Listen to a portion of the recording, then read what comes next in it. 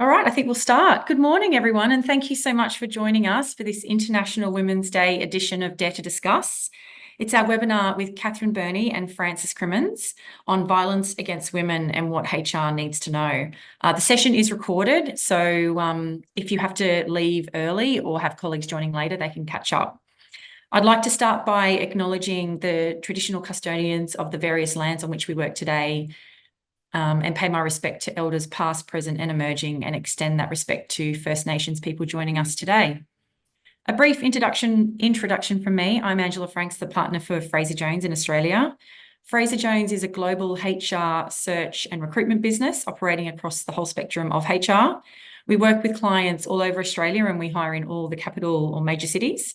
We partner with organisations in all sectors and are really proud of the work that we do to source the best talent for our clients, but we also support candidates on their career journey. So if you need any help hiring, or if you're looking for a new role, or if you're currently on the job market, please do reach out to myself or the team if you need any help. I would love to say a huge thank you to Katherine, who is Executive Director at the National Women's Safety Alliance, and Frances Crimmins, who's CEO at the YWCA in Canberra.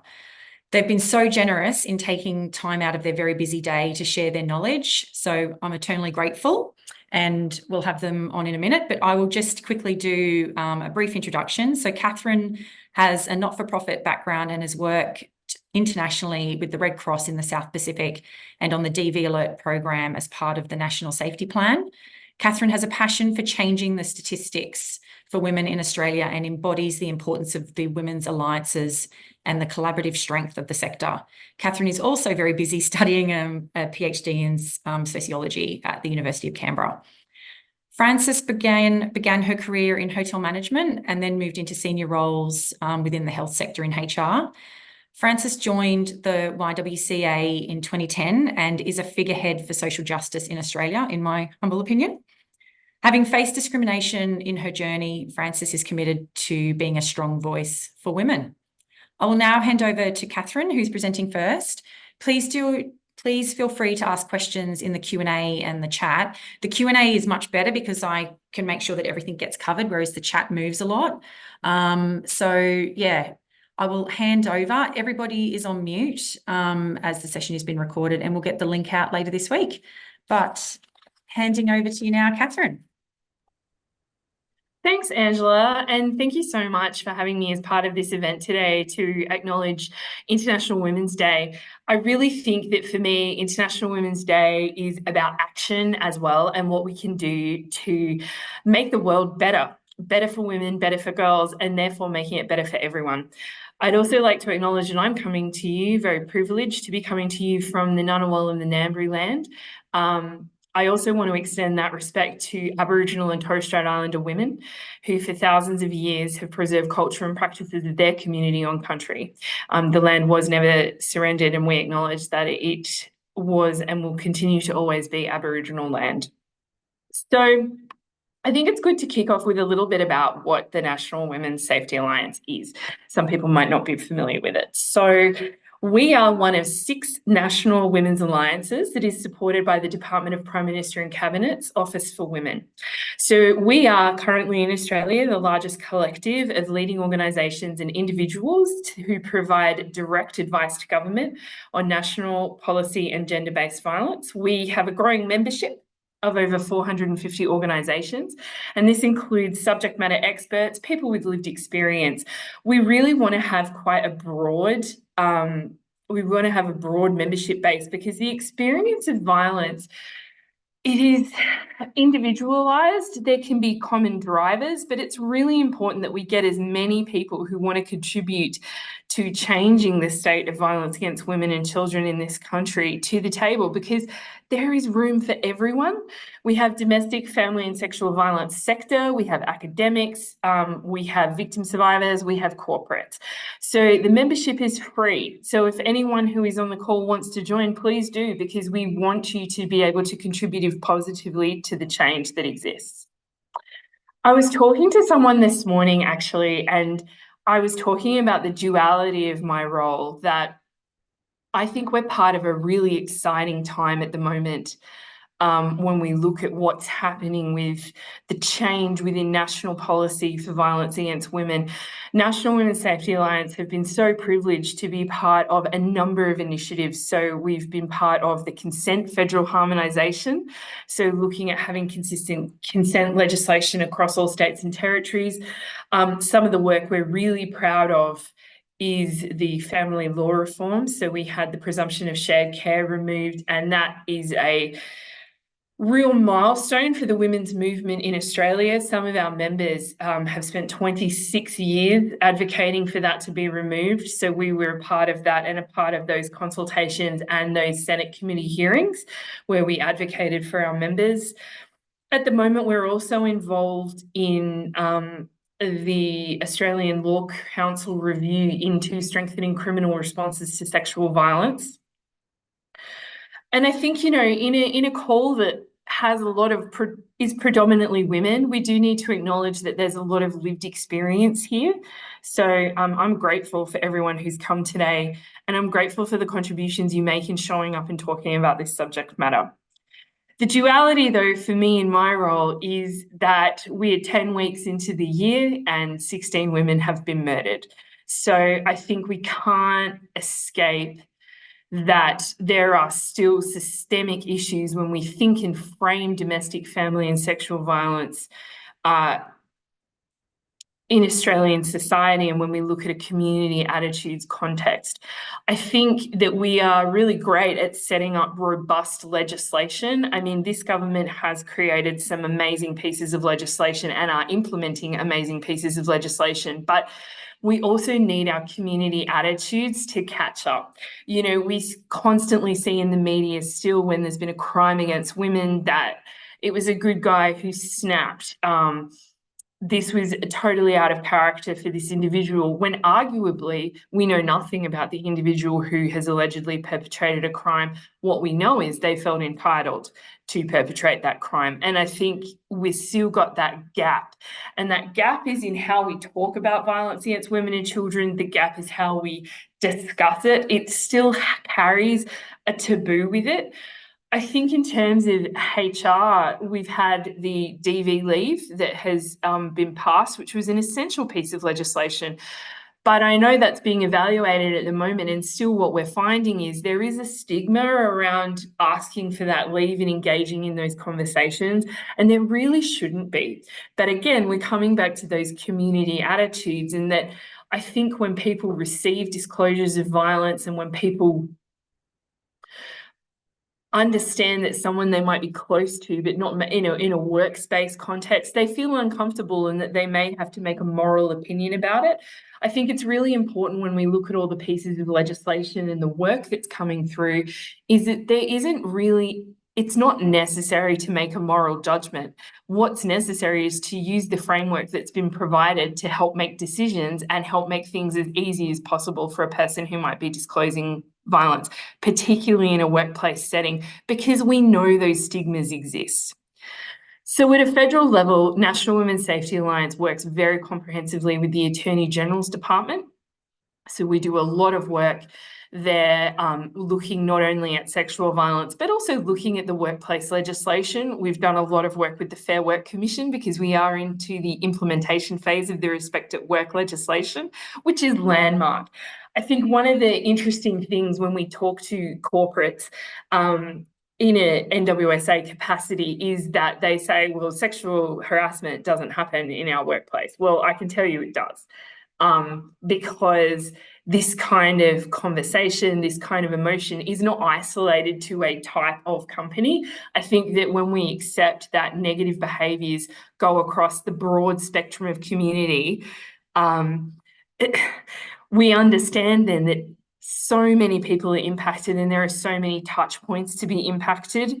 But our National Community Attitude Survey from Anne Rose does really show that we have a serious gap in terms of how we think and frame violence and then how we approach it in our everyday lives. So 91% of people in Australia surveyed for this National Community Attitude Survey believe that domestic, family and sexual violence is an issue in Australia. However, 47% of people believe that it is not an issue for them. It is not an issue for people they know. It is not an issue in their workplace. It's not an issue in their community. So often I ask the question, and I'm not being facetious, it's a genuine question, where is this violence happening then that is such a concern? Where is it? If it's not happening in our communities, where do you think it happens? And I think this plays into a lot of the work that we do in terms of how we have outreach with our membership, but also outreach in terms of the community and how we communicate these ideas. I think that it isn't isolated, it isn't other, and we all should be very comfortable to have the conversations. It's really uncomfortable subject matter, it's awful subject matter, and it is confronting, particularly when then we may have to recognise or we self-identify particular situations that we may have been in. But the only way we can make change is if we push through that discomfort, and we can push through that together, I think is really important. That when you push through it, you learn how to have these safe conversations. It's not that we normalize the behavior, but we do normalize talking about the behavior, because at the moment we're still having people facing this stigma, which we just can't have. So for me, I'm a member of the Respect at Work Council, which is a really great role to be in, because it's been really interesting to see the different levels of understanding for what this legislation means and how we unpack it, and how we make it work in our workplaces, because it does go across a really diverse range of businesses. You know, we have top end, for example, corporate consulting businesses that may have a very comprehensive HR department, but you're also looking at having the same obligations and the same responsibilities at a laundromat that might be out in Western Sydney. Now, that's just an example to say, you know, there could be different levels of understanding of who can, of what employee rights are and what employer obligations are. And I think that's just incredibly important when we look.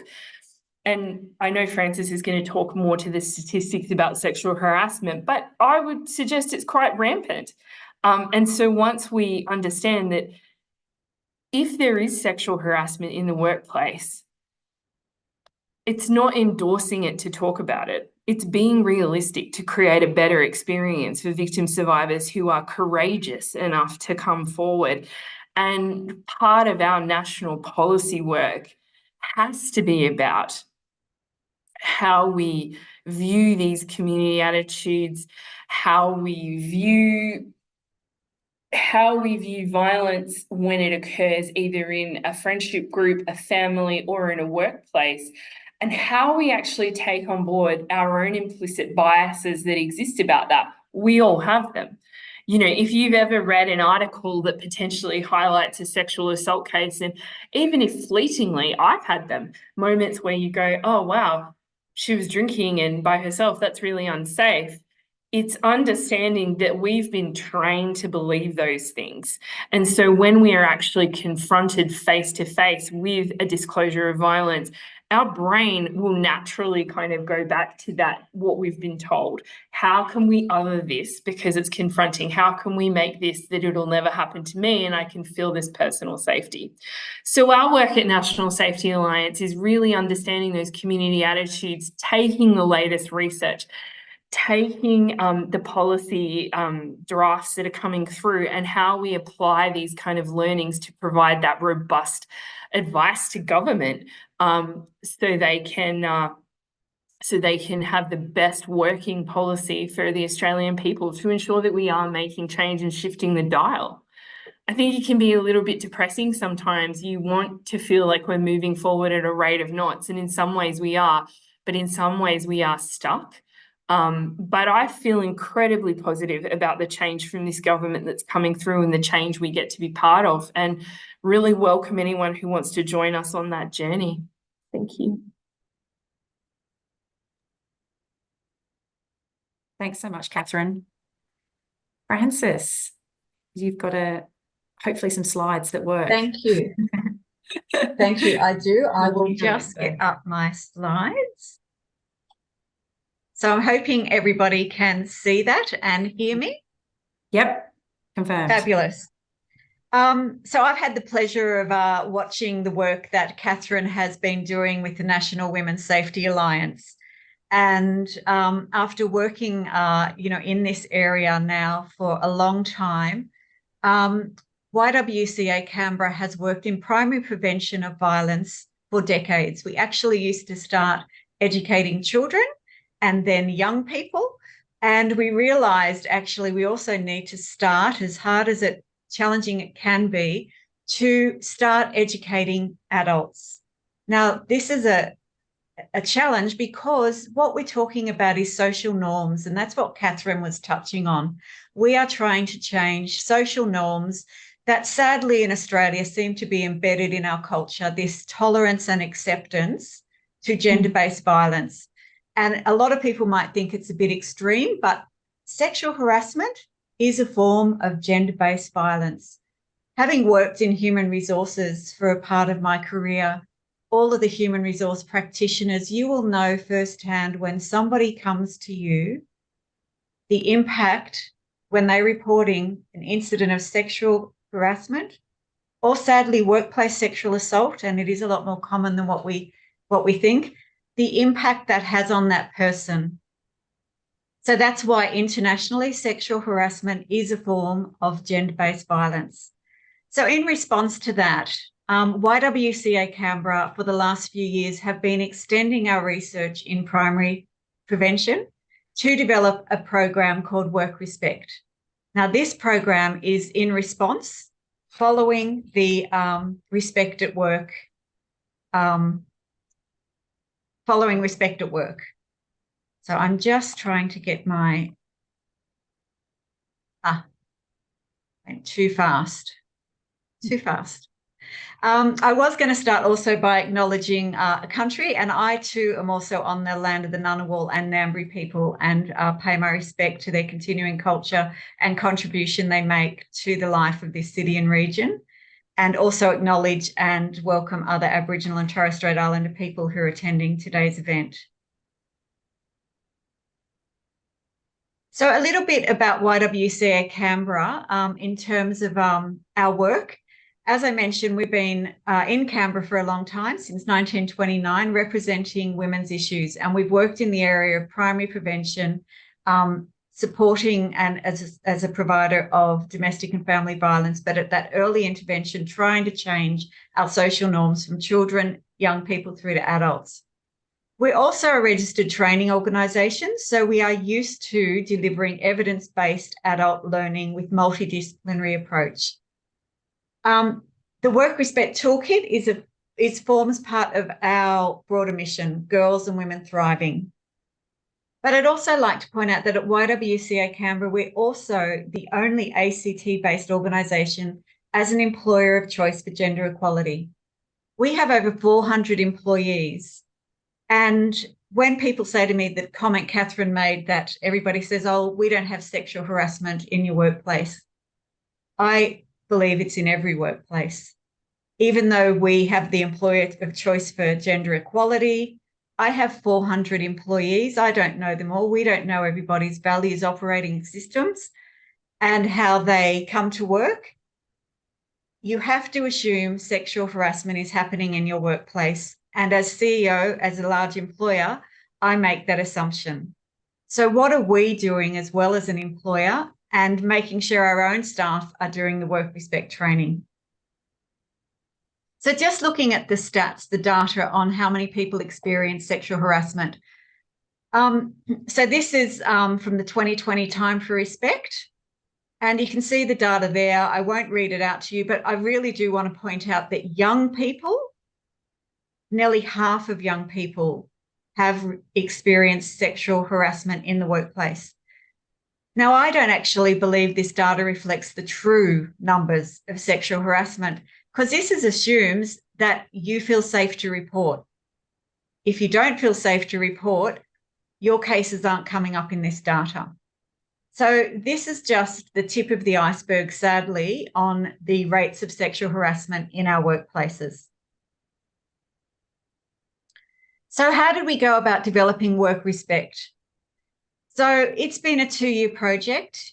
We've worked with organisational change experts, workplace psychologists, because we really are trying to do that nudge behavioural change piece. How do you change somebody's operating values when they come to work, the social norms?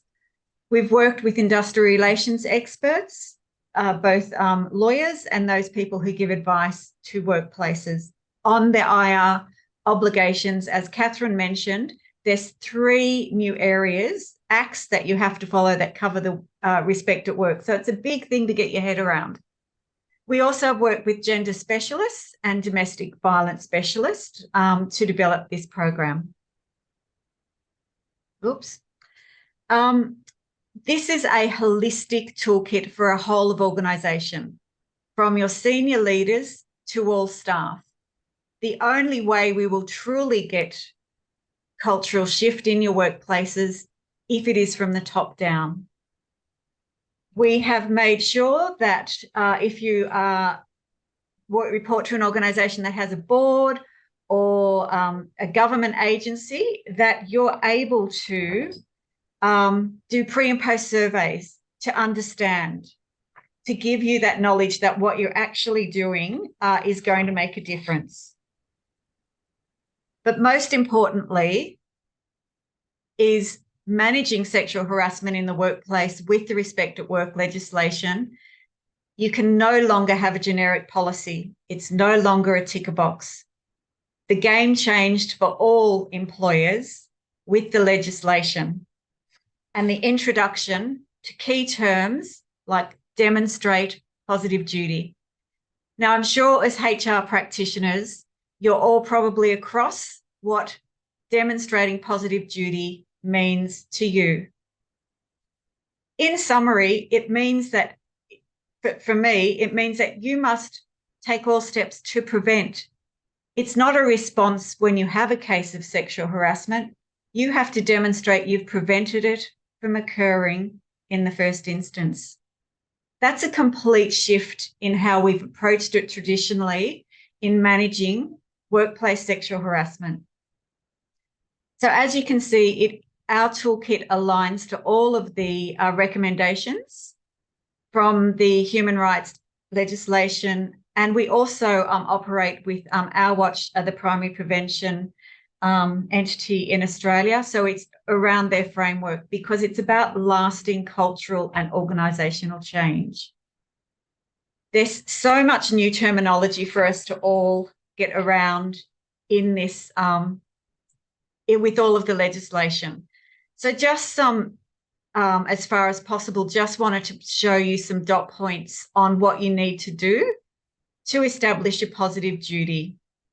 As I said, it's about eliminating. So what you need to do, I advise everybody to sit back and reflect and go, what is our workplace doing to eliminate? You have to eliminate the unlawful behaviour from occurring, all discriminations around sex in a work context, all sexual harassment in a work context, and it's sexual harassment in connection to work. And again, as HR practitioners, I'm sure you've all read the case studies of endorsed after work activities, conferences, consumption of alcohol.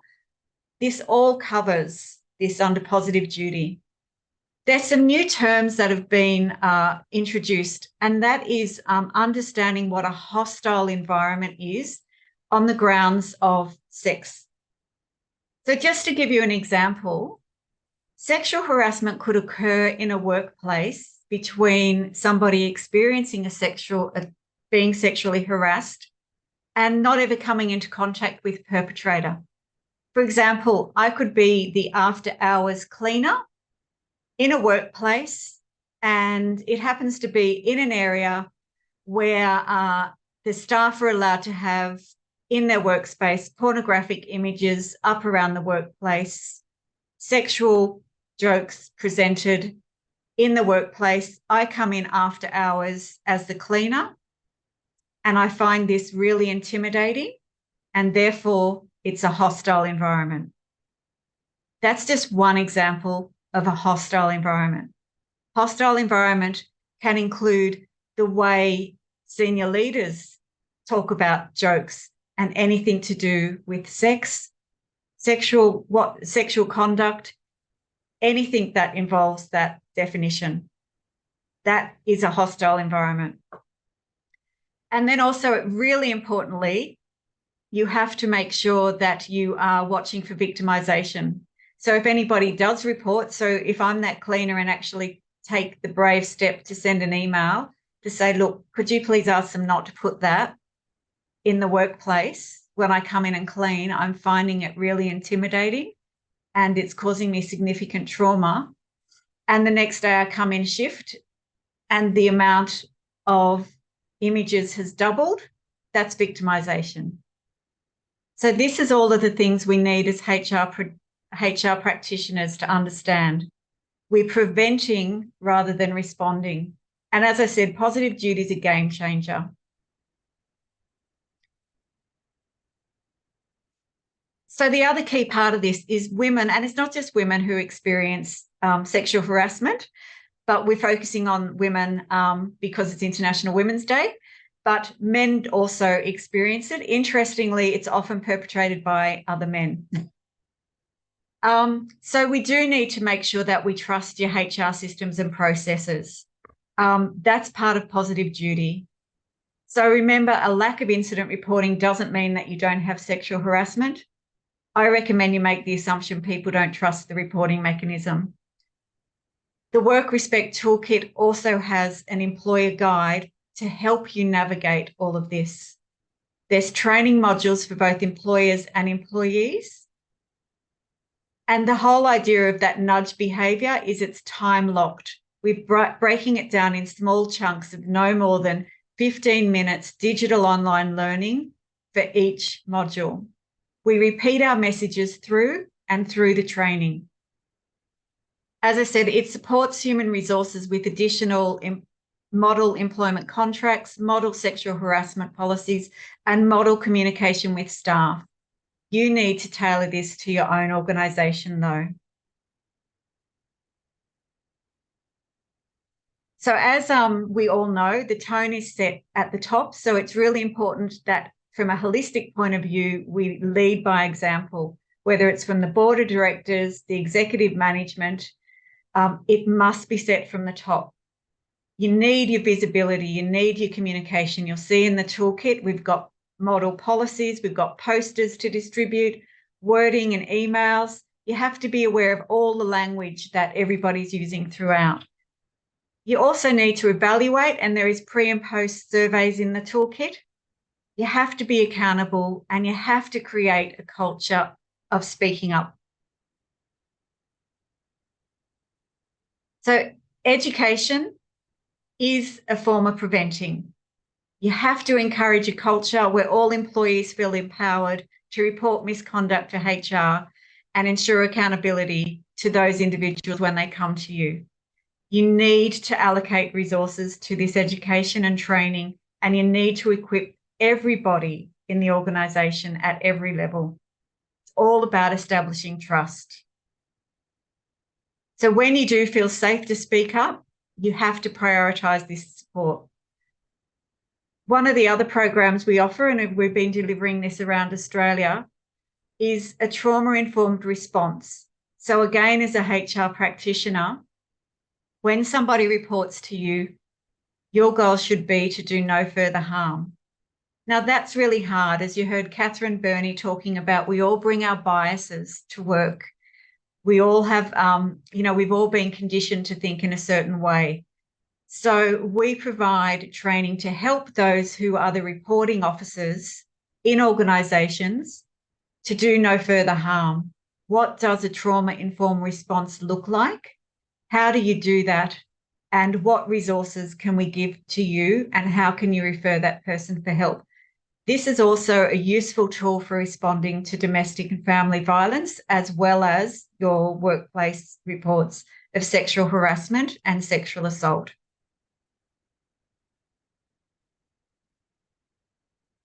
So in short, our time is up. We really need to respond. The legislation is now live. You have to commence implementing your positive duty of care today. We hope that the Work Respect Toolkit can help you do that. as I said, it's been designed by experts, organisational nudge behaviour experts, and to give you a full, comprehensive, holistic tool for your workplace. So please get in touch, and happy to take questions now. Fabulous. Thank you. So we do have a couple of questions, which I'll get to in one moment. But Frances, all the information about the program that you offer is on, we'll send around the link for the website. That's probably the best way to. Yes, it's Work Respect. Yep. And there's a website. If you just look up Work Respect, it'll come up. Okay, wonderful. Right, we have questions. We have I'll go to the one that's probably just come in just a couple of minutes ago, but as a male in the HR space, how do I ensure that women who are experiencing domestic violence feel comfortable reporting to me? Is it best to have a female option for women to report to? My advice is you need more than one person to report to, regardless of gender. People need to feel the person they're reporting to is safe. So in my structure, it would be, if you needed support, go to your manager. But if you don't trust that person or that's the person, there has to be alternate. Men can be excellent first responders. Do not assume that you're not. And that's part of the training we offer, how to do that trauma-informed response, how to be listened, remembering you're not the decision maker for this person. You're just listening, and you're helping them navigate and make a decision if they did want to take it further. And I think that's so important as well, that the response to an initial disclosure is actually critical in mapping out how that victim survivors, when we're talking about domestic and family violence, how that victim survivor's journey to recovery is going to go. And I think that it isn't gendered in terms of the response. It's about creating an environment where it is okay and where it is comfortable to say, hey, this is what's happening to me at home. You're not there to provide solutions. There are expert services who can provide those solutions. What's ideal is if you can provide an empathetic, supportive environment, and you have resources that you can refer someone to where they will get the expert response that's required and the help that is required, looking at that through that specialist lens. Thank you. And Eleanor's just added the Work Respect link into the chat, Frances, so that's all there. Great. What can we do if someone comes to us with an issue, say a text message, but not willing to submit evidence? Again, it needs to be victim survivor led.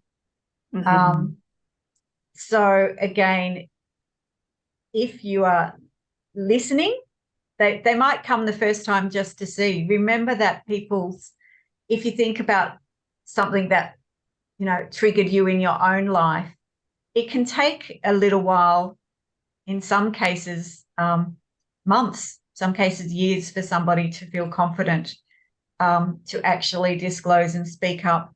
And everybody's response is individual based on their own background and their own trauma, if they experience workplace sexual harassment or, at worst, workplace sexual assault. So don't push them. Follow your process. Tell them what the process is. You're just there listening. This is our process. If you decide, and give them the space to think about it, and the framework in which, and even if you, we map out the in our model policies, the options for them. You're just providing information and listening empathetically in a trauma-informed way, not to do further harm. I don't know whether anybody saw Four Corners last night in response to people reporting. It was completely, yes. So when you saw the cold, callous responses, that did further harm. Yeah, I feel like you're reading my mind then, Frances, because I watched it last night and I didn't know whether it was appropriate to mention it, but it was troubling. And even like my husband and I were having a chat afterwards about, we've got 2 young boys, and it's like, how do we protect them, but how do we make sure that they don't have these behaviours that we don't know about? And yeah, it's terrible. I think you also can't force an outcome. you know, I think that any outcome that comes from a victim survivor and any way that they choose, and I'm not necessarily now referring to legislative reform or workplace practice.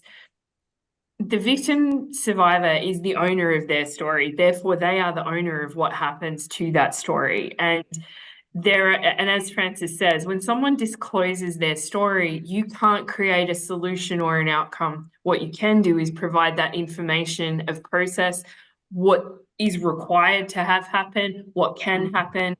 But it's not to say you need to do this and then I can believe you. I think that's the biggest mistake that people make in this when we talk about domestic and family violence, and we were talking about disclosures of family violence, and then, you know, when someone, and even with a disclosure of sexual harassment, we need to ensure that we're saying we believe you off the bat.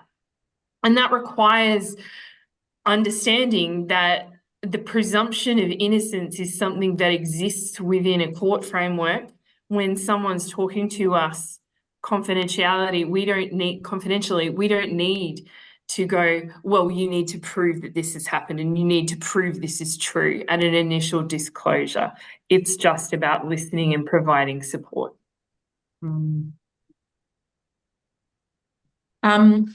Somebody else is in the Q&A earlier.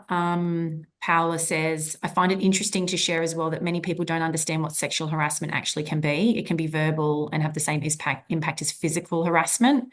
It can be mental, visual too. We need to actually talk about the non-physical sexual harassment. Have you got any thoughts on that?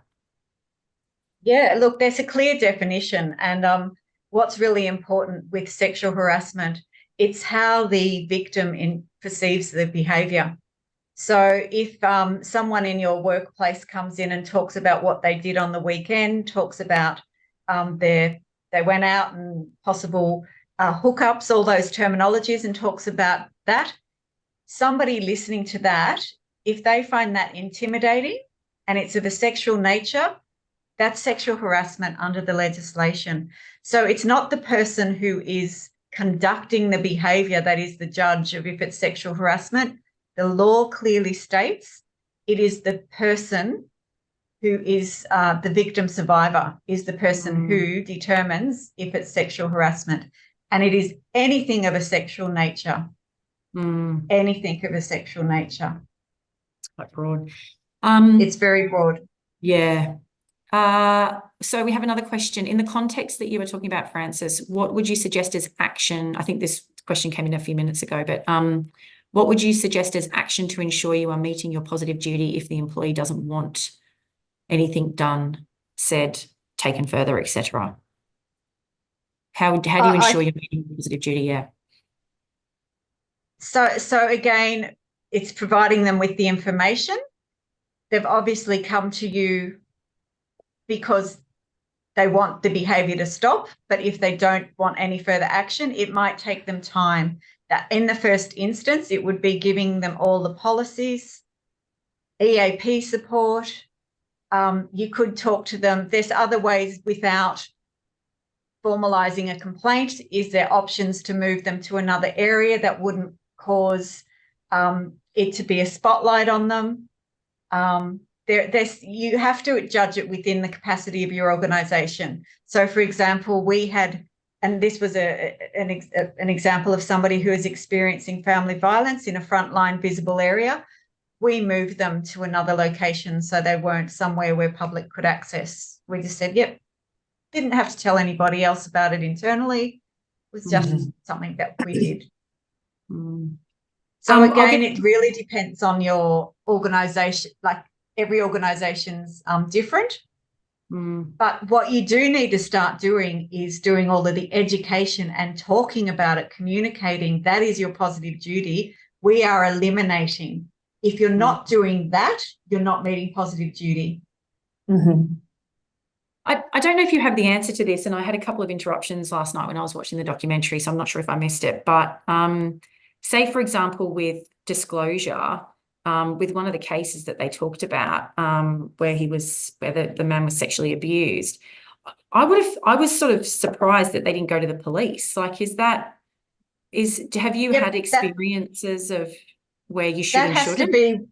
That has to be one of your responses. If it's criminal activity, if criminal activity has occurred with any HR process, theft, drugs, sexual assault, violence, again, within the thresholds of your policy.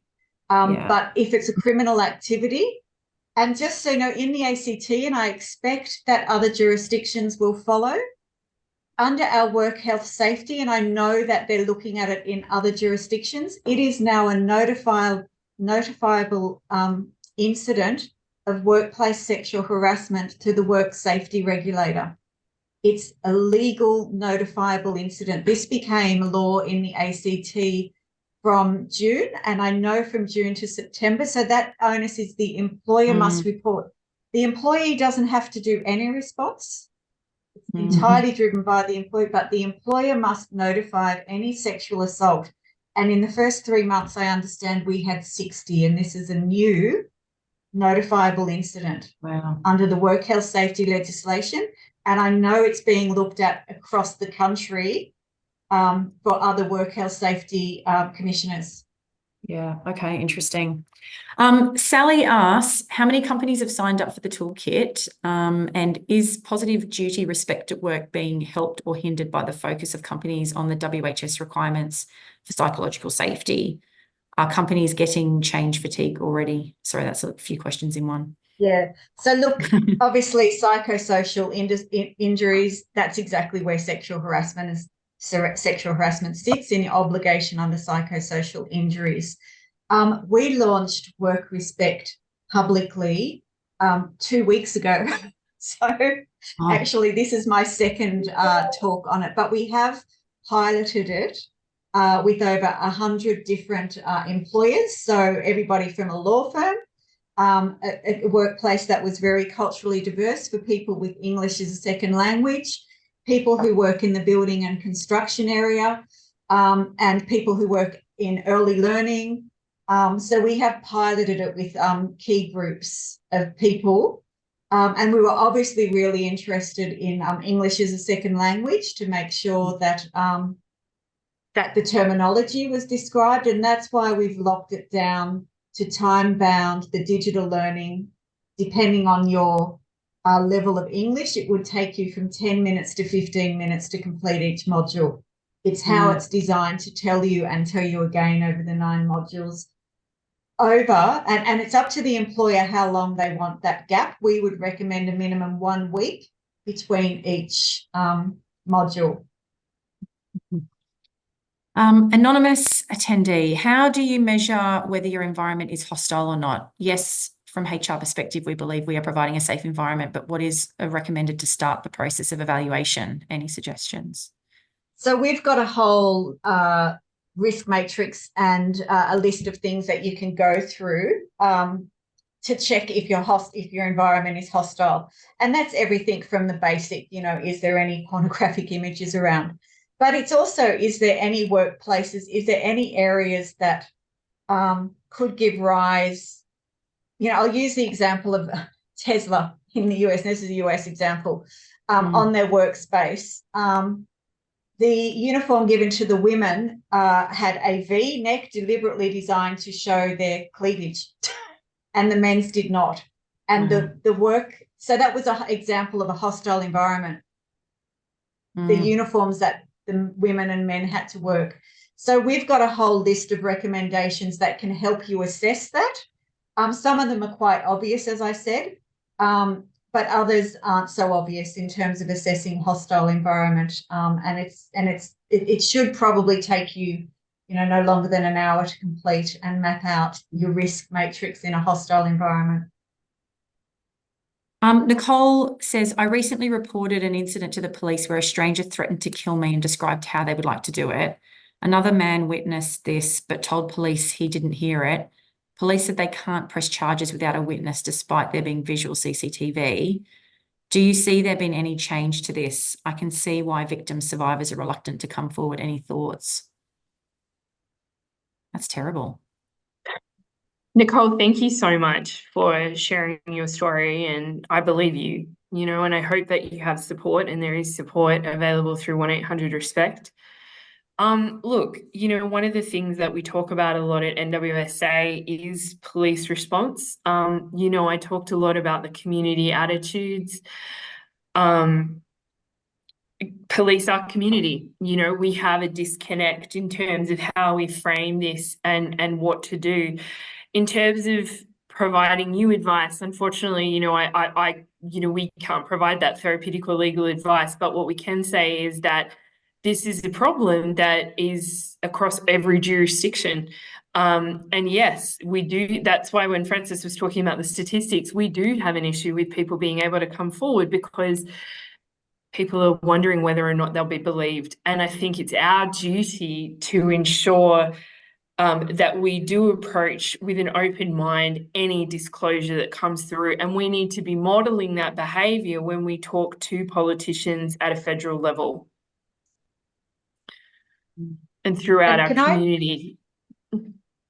And just to add, the research shows, so I can remember when the paid domestic violence leave was being introduced and people were saying, oh, it'll just be another thing like, oh, they'll use it like a sickie. I heard sadly, a politician describe it as a domesty. They'll just chuck a domesty.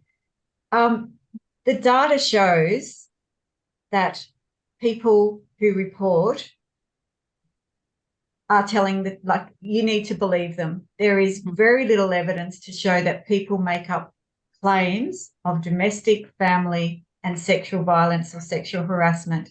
In fact, the data shows the exact opposite. So you'll hear it time and time again in our community. And that's why, a really important statement that Katherine made, we believe you, because the research shows that people do not make up stories of this nature. Well, I think there's always this concern because we've been inherently told women lie to destroy the lives of men. I don't mind saying that because I think that is a real implicit bias that exists. And yet when you look at all the data, and this includes sexual assault, it's all family violence, it's child sexual assault, people don't make up these allegations. They don't. There may be a very small percentage, but they're treated almost more severely if someone does make up a false allegation than the actual crime itself when it's convicted. So I think it's really important that we apply that framework. There will be an investigative process. If there's criminal activity, there will be people who are there to do their job to investigate. But as a point of first disclosure, just believing someone, what will happen? What's the worst thing that will happen if you just say, I believe you, to a person? And I think, we need to be modelling that behaviour all the time because that's the only way we're going to shift that dial in terms of community attitudes. Patty Felton has put a message up there for us. Thanks so much for the valuable information shared. I do think as well, though, that we must be very conscious of the safety of the HR professional or indeed any other person receiving a disclosure. Yeah. The HR professional is, after all, not a DFE expert, and disclosures can be confronting and have great personal impact. Understanding ways in which empathy, we can reduce some of that impact on ourselves and can also seek support from ourselves can be vital and vitally so important. Sorry, I probably paraphrased a bit of that.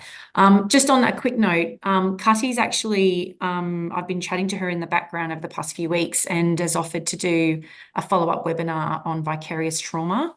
So some exciting information will come through on that. I feel like this is one of these topics that sadly grows arms and legs and all sorts. So I think it's going to be a bit of an ongoing topic for the year. And look, I don't know if it's appropriate or not, but even just with the domestic violence case against the two men, in this past 2 weeks, it's just the whole violence piece in general has just been, I think, quite traumatic for a lot of people, whether you knew them or not. So I think that's, I know Cuddy as well. And she does excellent work. Hi, Cuddy. Hi, Cuddy, from me. Look, I think, that's a really valid thing. But I think also it's important to remember that when people are making their disclosures, that staff are trained appropriately. And that training doesn't just come from meeting duty, it comes from creating a culture where someone can say, wow, one of my staff members has just disclosed family violence to me. And that person talking to their superior can go, I need a bit of help unpacking that. And you've got that culture of open discussion, where you can go. So there's support for the person being disclosed to, but there's also really robust and empathetic support for the victim survivor. And that comes from a culture of making it okay to talk about these issues in the workplace.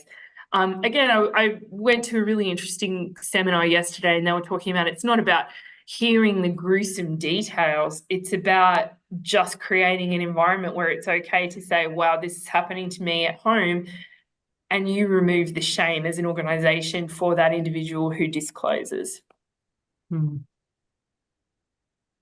We've got a few more minutes, but I've got another question. 2 questions. Sally, again, thanks, Sally. This is why it is so important that workplaces are safe places and HR uses natural justice, not beyond reasonable grounds. Workplaces are where people should feel most safe to disclose. So I guess more of a statement. Thanks, Sally. I've got a couple of HR colleagues that have been fired after investigating sexual harassment and finding someone guilty. Is there anything for these cases that have been fired after investigating? So the HR colleagues have been fired. Is that how you read that? I've got a couple of HR colleagues that have been fired after investigating sexual harassment and finding someone guilty. Wow. Yeah, that's again, it's set from the top. Yeah. Without, can't comment on that, but again, how you respond, and now whoever is setting that, making those decisions at the top is like I keep saying, legally responsible to prevent. Wow. That, I couldn't comment on that. That's it, but the positive duty changes that for employers. Yeah, they've just said, yes, they got fired by the CEO after conducting the investigations against the senior leaders. Wow. Yeah, and and look, we hear these cases all the time, and don't think that this is exclusive. Like, we just had the case of the graduate employment in APS, where they were rating, the male graduates were rating the girls on a hottie rating. We've just heard that Navy's had another incident of inappropriate sexual misconduct. This is such a widespread issue. And so it's going to be, I guess, really, we can't underestimate the job ahead of us, but we must commence, like we must take those first steps, and it will be challenging. With Work Respect, we're trying to get a peer network going that you can have somebody you can call and check in, and also our people to do the trauma-informed response. Also our domestic and violence practitioners. They understand how to do safety planning. And remember, for a lot of people, victim survivors, the workplace can be the safest place for them because it allows them to come and get out of that environment. Yeah. So maintaining that and not being able to maintain their economic participation is really important. And so it is challenging. All I'm saying is, yes, you reach out and ask for help. There is networks, there's specialists who do this work, and particularly the vicarious trauma that you've already addressed. That's a key thing that needs to be considered in all workplace training. Great. Well, everyone's been amazing. We've had lots of questions. Everyone's been in the chat. So I think, okay, we've got one more. Do you think leaders in HR are equipped and ready? Oh. Look, that's why we launched into developing Work Respect. As I said, we'd worked with children and young people on understanding consent and negotiation, and recognise that actually we have to help adults. And so it is a big job, but we do have to start from somewhere. As I said, time's up. Yeah. Yeah. There's a And Me look, Too in every sector. and I think just circling back to the the Four Corners, if anybody didn't see it last night, I do recommend watching it. There were so many different issues. It's like, it raised so many complex issues. It was sort of slightly disturbing, wasn't it? But well, look, I think we've got 2 minutes to run, so I'm just going to double check. I think we're done with the Q&A in the chat. So everyone's saying thank you. Well, look, what an amazing session. Thank you again for everyone for joining, and Frances and Katherine for your insights. I know we had a good sort of 20-30 minutes of questions, so it's great. So just to reiterate, the session has been recorded and we'll hopefully get that out later this week. But look, again, thank you for everybody's support and participation in these events. They're deliberately uncomfortable, aim to be insightful, but the ultimate thing is that it brings about some sort of change. Even the smallest change, is important. So we're looking forward to bringing you some more topics this year. I'll get the details for cutting out soon. And enjoy the rest of your day wherever you may be. Thank you, everyone.